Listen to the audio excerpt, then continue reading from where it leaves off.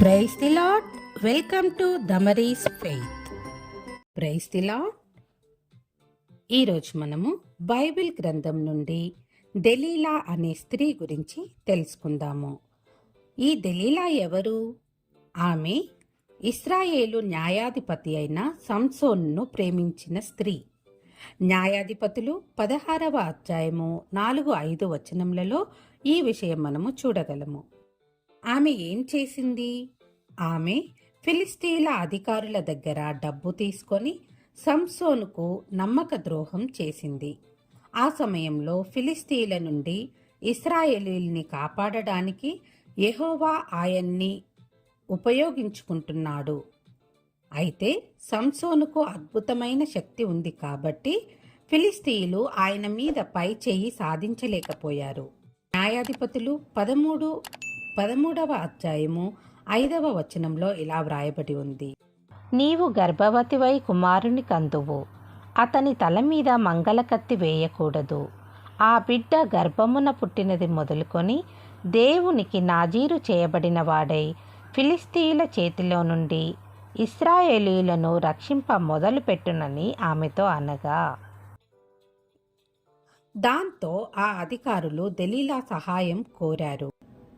వాళ్ళు దెలీలాకు లంచం ఇచ్చి సంసోనుకు అంత శక్తి ఎలా వచ్చిందో తెలుసుకోమని చెప్పారు.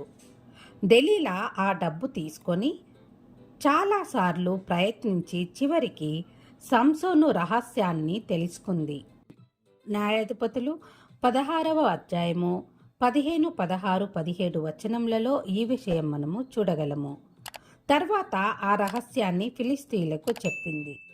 దాంతో వాళ్ళు ఆయన్ని బంధించి చెరసాలలో వేశారు.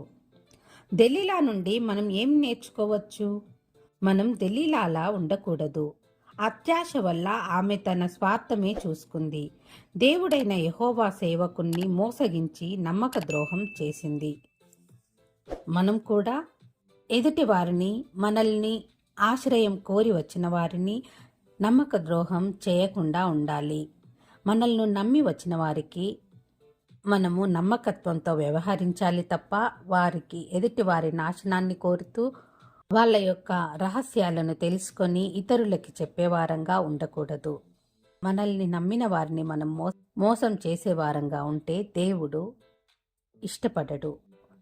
మనము దెలీలాలా ఉండకూడదని దేవుణ్ణి ప్రార్థిద్దాము. Praise the lord. ఇంతవరకు ఎవరైతే సబ్స్క్రైబ్ చేసుకున్నారో వారందరికీ నా ధన్యవాదాలు. ఇలాంటి మరెన్నో వీడియోస్ కొరకు please like and share, subscribe my channel. Thank you. Praise the lord.